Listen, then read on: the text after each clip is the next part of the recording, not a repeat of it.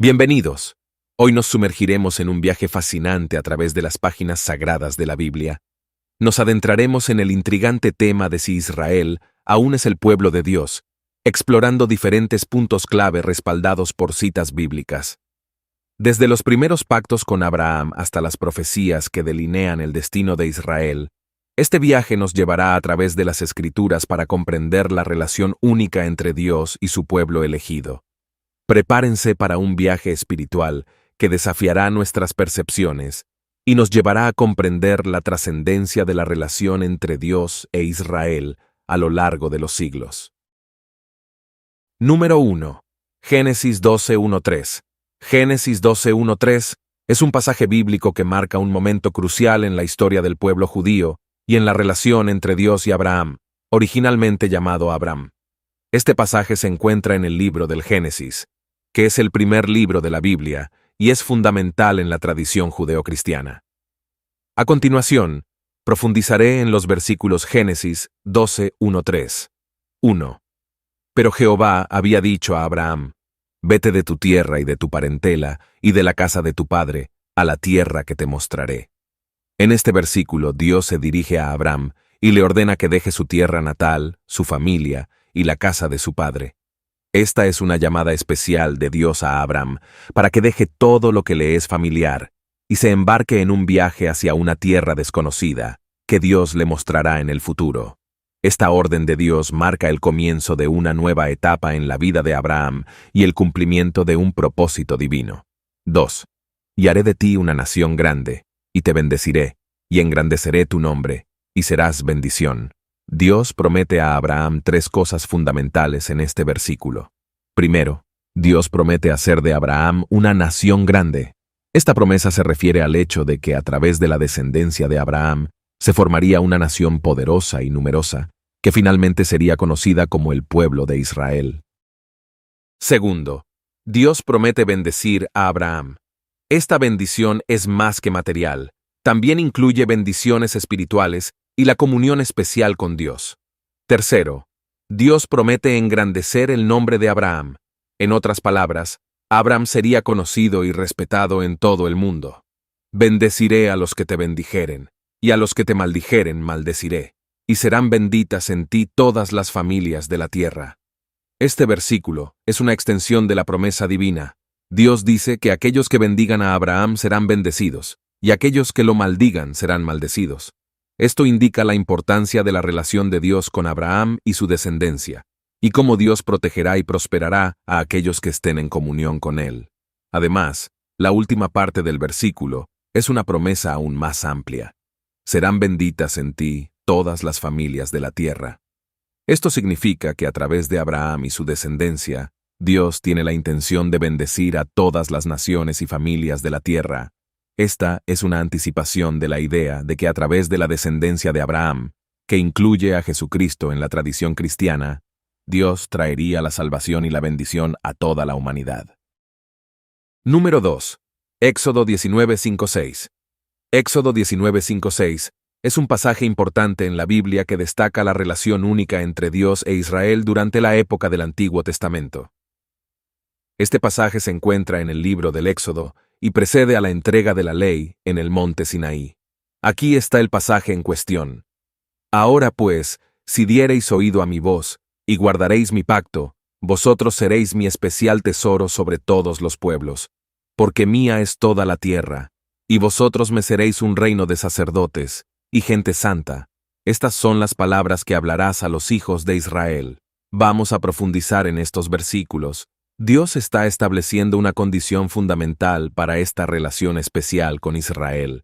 Les dice que deben obedecer su voz y mantener su pacto. Esto significa que la relación entre Dios e Israel no es unilateral. Requiere la respuesta obediente y la fidelidad de los israelitas. El pacto aquí se refiere al pacto que Dios hizo con Abraham y sus descendientes, y que se renueva y desarrolla a lo largo de la historia bíblica. Dios promete a Israel un estatus único y elevado. Los describe como su especial tesoro. Esto significa que Israel tendría una relación especial y cercana con Dios, como ningún otro pueblo en la tierra. Serían un pueblo elegido por Dios para un propósito específico. Dios reafirma su soberanía sobre toda la tierra. Aunque Israel sería su especial tesoro, Dios es el dueño de toda la tierra.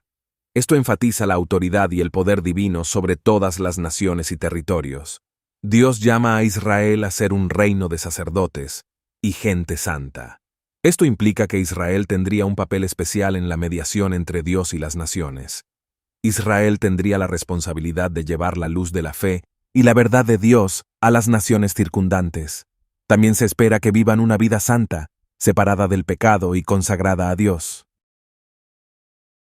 Número 3. Levítico 26:42. Levítico 26:42 es un versículo que se encuentra en el libro de Levítico en el Antiguo Testamento de la Biblia y tiene importancia en el contexto del pacto entre Dios e Israel. Aquí está el versículo. Entonces yo me acordaré de mi pacto con Jacob, y asimismo de mi pacto con Isaac, y también de mi pacto con Abraham me acordaré, y de la tierra me acordaré. Este versículo es parte de un pasaje más largo en Levítico 26, en el que Dios está hablando a los israelitas sobre las bendiciones y maldiciones que pueden experimentar como resultado de su obediencia o desobediencia a su ley y pacto. El versículo en cuestión destaca varios aspectos importantes. Dios declara que Él se acordará de su pacto con Jacob, Isaac y Abraham. Esto enfatiza la continuidad y la fidelidad del pacto que Dios hizo con los patriarcas de Israel. A lo largo de la historia, Dios reafirma su compromiso con las promesas que hizo a Abraham, Isaac y Jacob, lo que indica que su pacto no es efímero ni sujeto a cambios. Al mencionar a Jacob, Isaac y Abraham, Dios está recordando a los israelitas sus raíces y su identidad como pueblo elegido. Estos patriarcas son los antepasados fundamentales de la nación de Israel, y la referencia a ellos subraya la relación especial y la herencia que Israel tiene como descendientes de estos hombres. Cuando Dios dice que también se acordará de la tierra, hace referencia a la promesa de una tierra para el pueblo de Israel. Esta tierra se conoce como la tierra prometida, y fue un elemento clave en el pacto que Dios hizo con Abraham. Recordar la tierra es un recordatorio de la promesa de un hogar y una herencia para el pueblo de Israel.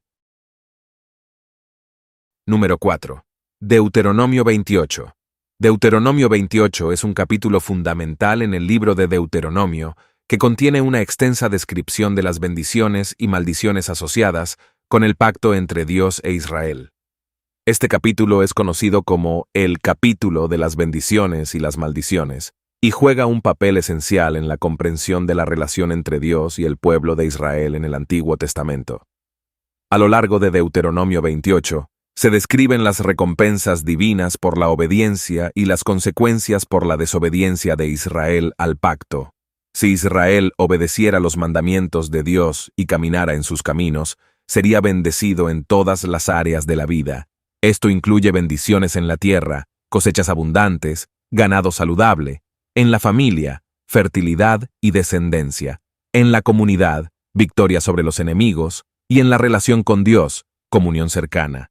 Dios promete a Israel ser cabeza y no cola, lo que significa que estarían en una posición de liderazgo y prominencia entre las naciones. Dios promete protección contra los enemigos y el establecimiento de una nación fuerte y respetada. En contraste con las bendiciones, las maldiciones descritas en este capítulo son graves y detalladas. Incluyen enfermedades, hambre, derrotas militares, esclavitud, desolación y exilio. El capítulo advierte sobre la pérdida de la tierra prometida si Israel se aparta de Dios y se involucra en la idolatría y la desobediencia. Las maldiciones también enfatizan que Israel será dispersado entre las naciones y experimentará sufrimiento y opresión si se aparta de Dios. Las maldiciones se describen en términos vívidos y angustiosos para enfatizar las consecuencias graves de la desobediencia al pacto. Número 5. Isaías 43:5-6. Isaías 43:5-6 es un pasaje importante en el libro de Isaías que trata sobre la promesa de Dios de reunir a Israel después del exilio.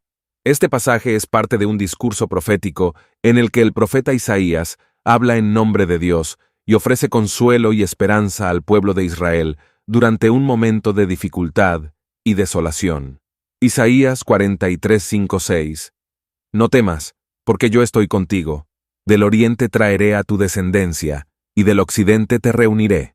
Diré al norte, entrégame, y al sur, no retengas a mis hijos, y traigan de lejos a mis hijas, y de los confines de la tierra a mis amados. En estos versículos, Dios está haciendo una promesa a Israel de que los reunirá nuevamente después del exilio. Durante el exilio babilónico, que tuvo lugar en el siglo VI a.C., muchos israelitas fueron llevados cautivos a Babilonia. Esta fue una experiencia traumática para el pueblo de Israel, pero Dios promete en este pasaje que los traerá de regreso a su tierra natal desde todas las direcciones, oriente, occidente, norte y sur.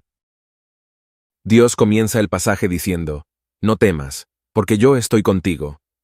Esta declaración de Dios busca infundir ánimo y confianza en el corazón de Israel. A pesar de las circunstancias difíciles, Dios asegura que estará con ellos y cuidará de ellos durante su regreso del exilio. Los versículos también enfatizan el profundo amor de Dios por su pueblo. Dios se refiere a Israel como mis hijos y mis amados, lo que subraya la relación especial y cariñosa entre Dios y la nación de Israel. Dios está dispuesto a hacer que las naciones entreguen a los israelitas para que puedan regresar a su tierra. Este pasaje de Isaías se cumplió parcialmente cuando los israelitas regresaron de Babilonia después del edicto de Ciro el Grande en el año 538 a.C., que permitió a los judíos regresar a Jerusalén y reconstruir el templo. Sin embargo, estos versículos también tienen un significado profético más amplio en el contexto del Nuevo Testamento, donde se asocian con la restauración espiritual y la venida del Mesías. Número 6. Romanos 9, 6, 8. Romanos 9, 6, 8. Es un pasaje del Nuevo Testamento en la Biblia que se encuentra en la epístola de Pablo a los romanos. En estos versículos, el apóstol Pablo aborda la distinción entre Israel, según la carne y según el Espíritu. Romanos 9, 6, 8. No que la palabra de Dios haya fallado, porque no todos los que descienden de Israel son israelitas, ni por ser descendientes de Abraham, son todos hijos. Más bien, en Isaac te será llamada descendencia. Esto es, no los hijos según la carne son hijos de Dios, sino que los hijos de la promesa son contados como descendientes. Para entender mejor estos versículos y la distinción que Pablo está haciendo, aquí hay una explicación más detallada. Pablo comienza señalando que no todos los que descienden de Israel son israelitas. En otras palabras, ser descendiente físico de Jacob, cuyo nombre fue cambiado a Israel, no garantiza automáticamente una relación especial con Dios. En la antigüedad, ser un israelita según la carne significaba tener una genealogía que se remontaba a los patriarcas, especialmente a Jacob. Pablo introduce la distinción clave cuando dice, «En Isaac te será llamada descendencia». Esto se refiere a la promesa específica de Dios a Abraham, de que su descendencia sería llamada a través de Isaac, su hijo. Pablo está argumentando que la verdadera identidad de Israel no se basa simplemente en la genealogía o la descendencia física, sino en una relación espiritual y una herencia espiritual. Los verdaderos hijos de Dios no son solo aquellos que tienen una conexión física con Abraham, sino aquellos que tienen una fe genuina y están en una relación de fe con Dios. Pablo concluye este pasaje al afirmar que los hijos de la promesa son contados como descendientes. Esto significa que los verdaderos herederos de las promesas de Dios son aquellos que creen en esas promesas y confían en Dios. En otras palabras, la fe en Dios y la aceptación de su promesa son lo que define la verdadera identidad de Israel, más allá de las consideraciones puramente físicas. Número 7. Juan 15, 1-5. Juan 15, 1-5 es un pasaje importante en el Evangelio de Juan, en el Nuevo Testamento de la Biblia, en el que Jesús introduce una nueva dimensión en la relación con Dios. Estos versículos contienen las palabras de Jesús mientras enseñaba a sus discípulos antes de su crucifixión. Juan 15, 1-5. Yo soy la vid verdadera, y mi Padre es el labrador. Todo pámpano que en mí no lleva fruto, lo quitará. Y todo aquel que lleva fruto, lo limpiará, para que lleve más fruto. Ya vosotros estáis limpios por la palabra que os he hablado. Permaneced en mí, y yo en vosotros. Como el pámpano no puede llevar fruto por sí mismo, si no permanece en la vid, así tampoco vosotros, si no permanecéis en mí. Yo soy la vid, vosotros los pámpanos. El que permanece en mí, y yo en él, éste lleva mucho fruto, porque separados de mí nada podéis hacer. Jesús comienza utilizando una poderosa metáfora agrícola para ilustrar su enseñanza. Él se describe a sí mismo como la vid verdadera y a su Padre como el labrador. Los discípulos son representados como los pámpanos que están unidos a la vid. Esta imagen visualiza la relación íntima y vital entre Jesús y sus seguidores. Jesús enfatiza que los pámpanos deben llevar fruto. En el contexto de esta metáfora, el fruto representa las buenas obras, la vida transformada y la productividad espiritual que resultan de una conexión genuina con Él. Aquellos que no llevan fruto serán quitados o separados de la vid, mientras que aquellos que llevan fruto serán limpiados para que sean aún más productivos. Jesús hace hincapié en la importancia de permanecer en Él. La palabra permanecer implica una relación continua y cercana. Así como los pámpanos deben permanecer unidos a la vid para llevar fruto, los discípulos deben permanecer en Jesús para experimentar una vida fructífera y significativa. Jesús es la fuente de vida espiritual y poder. En este pasaje, Jesús introduce una nueva dimensión en la relación con Dios al afirmar que Él es la verdadera fuente de vida espiritual y que los discípulos deben mantener una conexión viva con Él. Esto representa un cambio significativo en la comprensión religiosa de la época, donde las relaciones con Dios a menudo estaban vinculadas a rituales y tradiciones. Jesús está enseñando que la relación con Dios ahora se basa en una comunión personal y continua con Él mismo. Número 8. Efesios 3:4-6. Efesios 3:4-6 es un pasaje clave en la Biblia que destaca cómo los no judíos, gentiles, también son incluidos en las promesas de Dios a través de Jesucristo. Este pasaje se encuentra en la epístola de Pablo a los Efesios y resalta la revelación divina sobre la unidad de judíos y gentiles en la comunidad de creyentes. Efesios 3:4-6. Por eso, cuando lean esto, podrán entender mi penetrante conocimiento del misterio de Cristo, que en otras generaciones no se dio a conocer a los seres humanos, como ahora ha sido revelado por el Espíritu a sus santos apóstoles y profetas. Este misterio es que los gentiles son coherederos, miembros del mismo cuerpo y copartícipes de la promesa en Cristo Jesús, mediante el Evangelio. Pablo comienza destacando que ha recibido una revelación divina sobre el misterio de Cristo. Este misterio se refiere a la comprensión de cómo Dios, a través de Jesucristo, está reconciliando a la humanidad consigo mismo y revelando su plan de salvación. En el Antiguo Testamento, este misterio no se había revelado completamente, pero ahora, en el Nuevo Testamento, se ha manifestado claramente a través de Jesucristo. El versículo clave es el 6, donde Pablo expone el misterio revelado. Afirma que los gentiles, no judíos, son ahora coherederos, junto con los judíos, miembros del mismo cuerpo y copartícipes de la promesa en Cristo Jesús. Esto significa que, a través de la fe en Jesucristo y el Evangelio, los gentiles no están excluidos de las bendiciones y promesas de Dios, sino que son incluidos como parte integral de la comunidad de creyentes. Los gentiles comparten la herencia espiritual junto con los judíos. Ya no se trata solo de una bendición exclusiva para los descendientes de Abraham, sino que todos los creyentes, sin importar su origen étnico, comparten en las promesas de Dios. Esta imagen sugiere que tanto judíos como gentiles son componentes vitales de la Iglesia, el cuerpo de Cristo. No hay división ni distinción en la comunidad de creyentes basada en la ascendencia étnica. Los gentiles participan plenamente en las promesas de Dios a través de su fe en Jesucristo como Salvador y Señor. Ya no están excluidos de la redención y la comunión con Dios. Número 9. Romanos 11, 25, 26.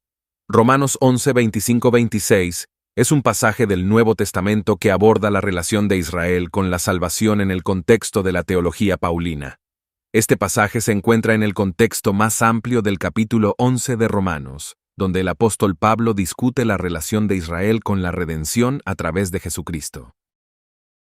Romanos 11, 25, 26. No quiero que ignoren este misterio, hermanos, para que no se vuelvan arrogantes, Israel ha experimentado un endurecimiento en parte hasta que haya entrado la totalidad de los gentiles.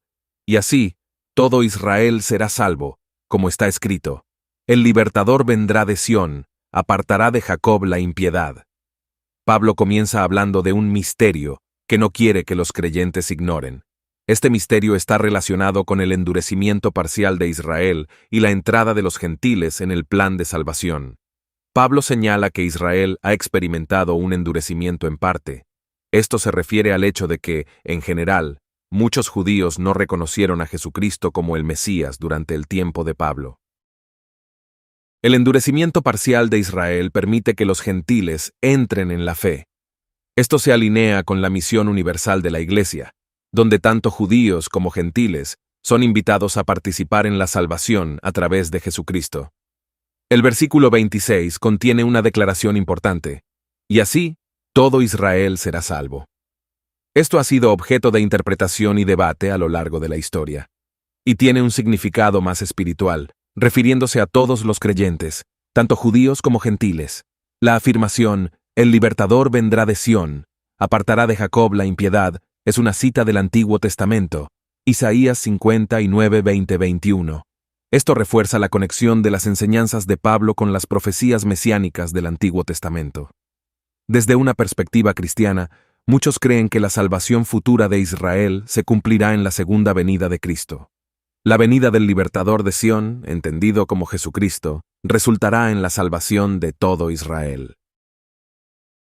Número 10. Gálatas 6:16. Gálatas 6:16 es un versículo en el que el apóstol Pablo utiliza la frase «la Israel de Dios».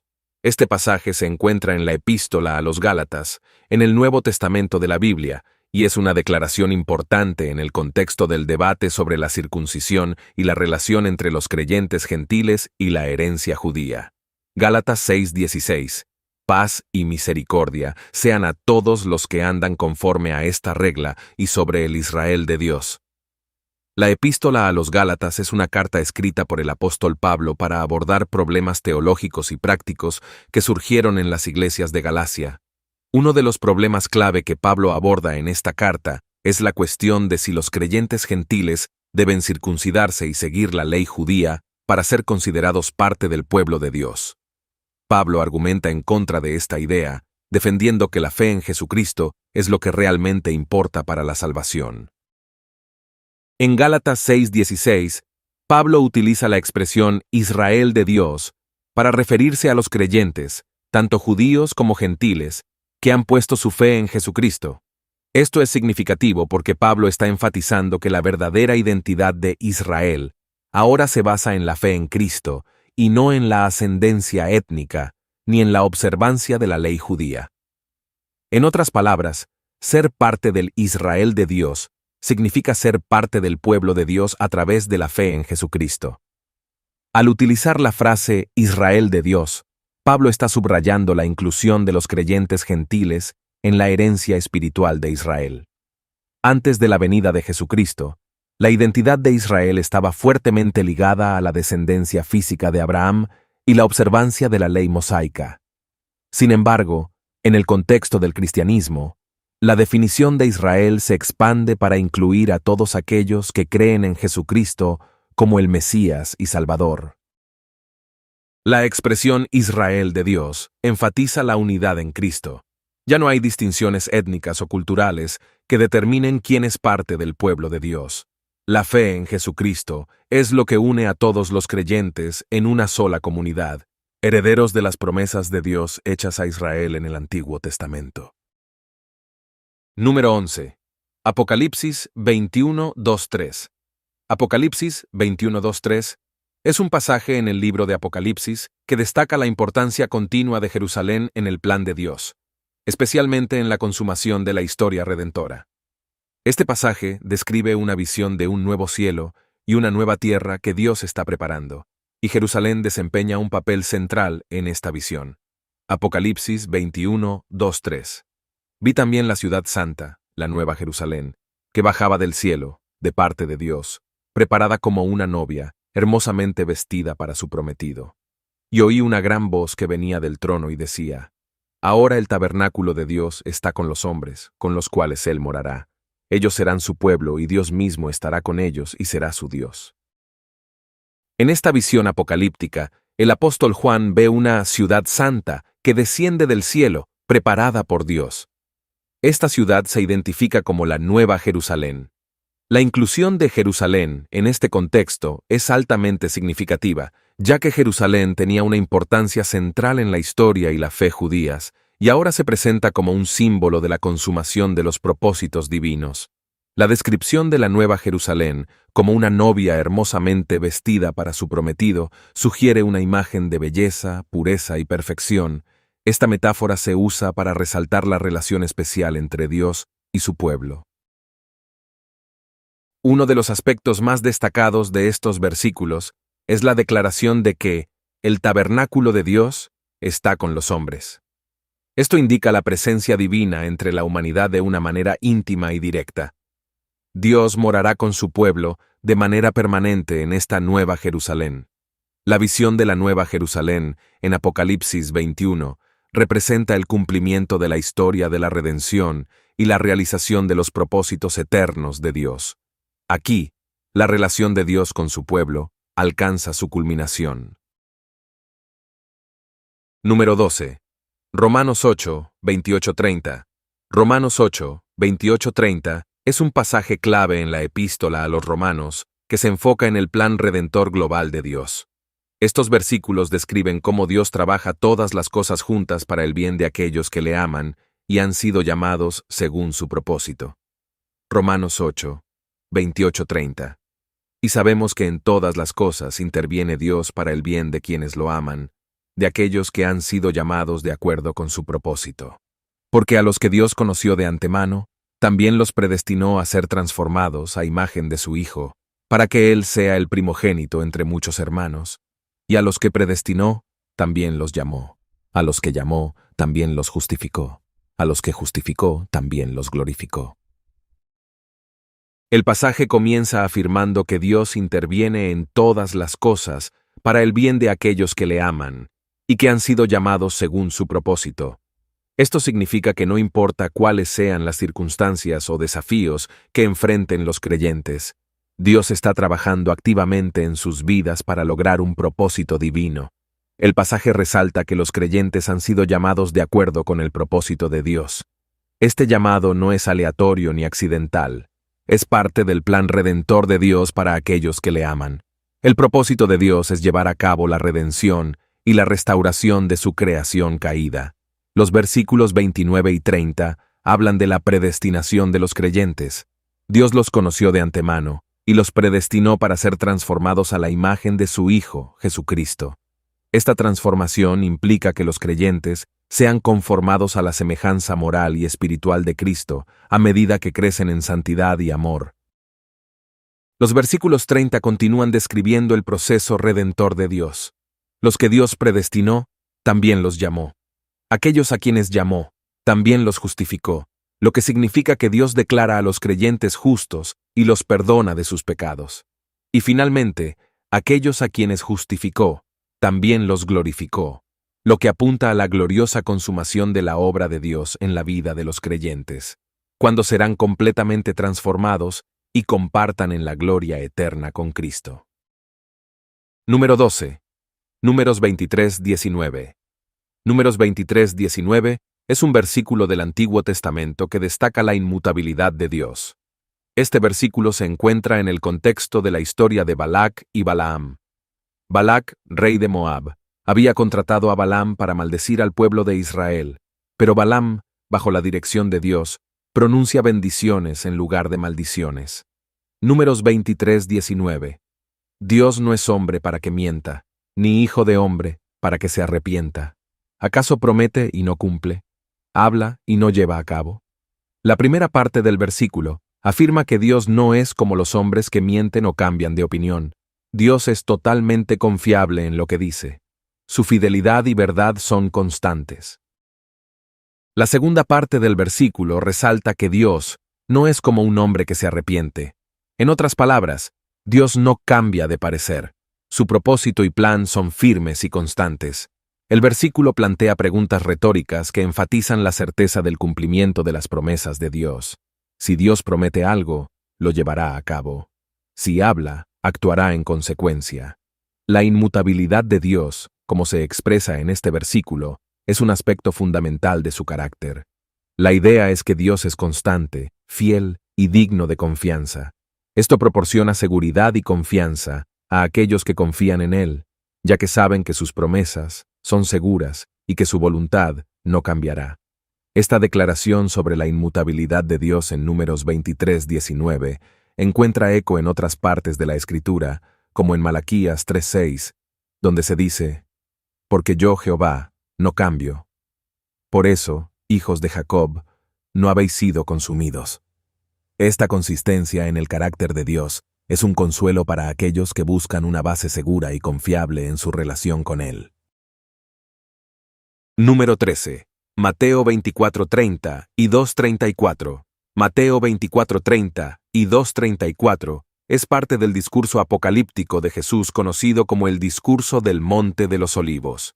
En estos versículos, Jesús habla sobre las señales de su segunda venida y proporciona una parábola de la higuera como ilustración. Aquí está el pasaje. Mateo 24:30 y 2:34. De la higuera aprendan esta parábola.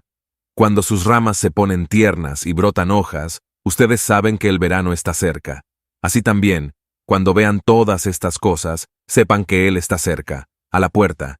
Les aseguro que no pasará esta generación hasta que todo esto suceda. Jesús compara el conocimiento de las señales de su venida con la observación de una higuera que brota hojas. Así como la higuera da señales del próximo verano cuando sus ramas se vuelven tiernas, las señales que Jesús menciona indican la proximidad de su regreso. Antes de estos versículos, Jesús había hablado sobre diversas señales que precederían a su venida, como guerras, hambres, terremotos y persecuciones. Aquí, Él señala que cuando vean todas estas cosas, deberían reconocer que su venida está cerca. Jesús declara enfáticamente que cuando vean estas señales, saben que Él está cerca, a la puerta. Esta declaración resalta la idea de que los eventos que Él ha descrito indican la proximidad inminente de su regreso. En el versículo 34, Jesús dice: «Les aseguro que no pasará esta generación hasta que todo esto suceda». Este verso ha sido objeto de interpretación y debate. Algunos sostienen que esta generación se refiere a la generación que ve las señales iniciales descritas, mientras que otros sugieren que podría tener un significado más amplio. Algunos intérpretes ven un cumplimiento parcial de estas profecías en eventos que ocurrieron poco después del discurso de Jesús, incluyendo la destrucción del Templo de Jerusalén en el año 70 después de Cristo. Otros creen que estas palabras también apuntan a eventos futuros más cercanos a su segunda venida. Más allá de la especulación sobre tiempos y fechas, el mensaje general es que los creyentes deben estar alerta, vigilantes y preparados para la venida de Cristo. Jesús enseña la importancia de interpretar las señales de los tiempos y estar espiritualmente preparados. Gracias por ver este video. Espero que hayas encontrado la información interesante y valiosa. Si disfrutaste del contenido, no dudes en darle un like y compartirlo con tus amigos y seguidores. También te invito a dejar tus comentarios y opiniones. Tu participación es fundamental para el crecimiento de este canal. Recuerda suscribirte para no perderte futuros videos y seguir explorando juntos temas fascinantes. Gracias por ser parte de nuestra comunidad y espero verte en el próximo video.